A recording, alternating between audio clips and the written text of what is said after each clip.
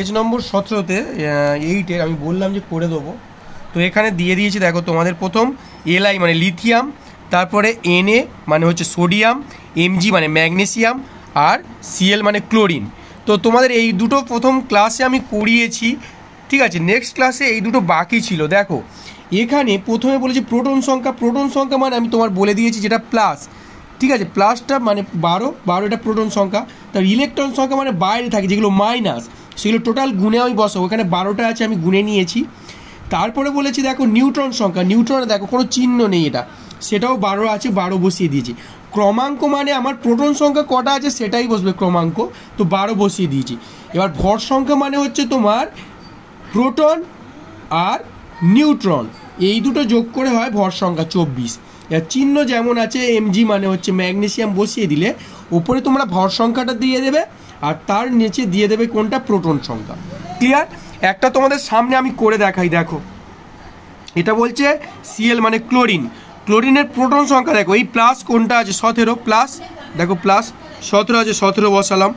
তারপরে বলেছে দেখো ইলেকট্রন তোমাদের কটা আছে, এই কটা গুনবো। দেখো 1 2 3 4 5 6 7 8 9 10 11 12 13 14 15 16, 1 2 3 4 5 6 7 8 9 10 11 12 13 14 15 16 17টা আছে, বসালাম।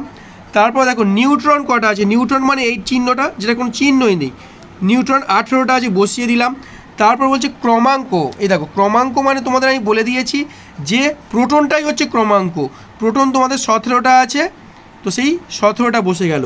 ভর সংখ্যা কোনটা বলছি 17 আর 18 যদি যোগ করি হবে তোমাদের 35, সেটা বসে গেল।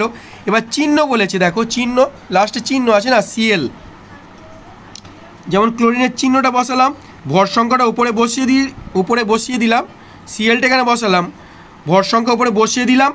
আর কোনটা বসাবো, প্রোটন আমাদের বলে দিয়েছে, দেখো এই 17 বলে দিয়েছিল, 17টা।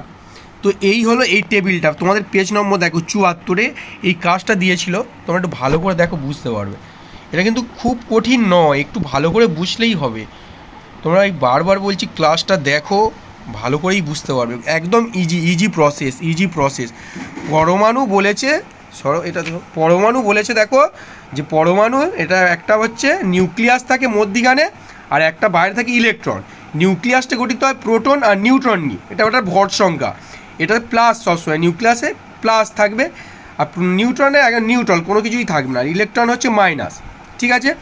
এবারে ভর সংখ্যা যেটা সেটা প্রোটন কটা আছে দেখবো, আর নিউট্রন কটা আছে সেইটা আমি বসিয়ে দেবো, আর ইলেকট্রনটা বাইরে যে কটা থাকবে সেই কটা গুনে গুনে বসাবো। আর পরমাণু ক্রমাঙ্কটা কি বলেছি, তো প্রোটন সংখ্যা বইয়ে দেওয়া থাকবে, যা থাকবে সেটা শুধু বসিয়ে দেবে। আর চিহ্ন যখন বার করবে তখন যে জিনিসটা চিহ্ন বার করবে, যে ভর সংখ্যা প্রোটন আর নিউট্রন বার করে যেটা হলো সেইটা চিহ্নটা ধরো ওপরে নাম বসাবে, আর নিচে বসাবে যে প্রোটন কটা আছে সেইটা বসিয়ে দেবে, দিলে চিহ্নটা হয়ে যাবে।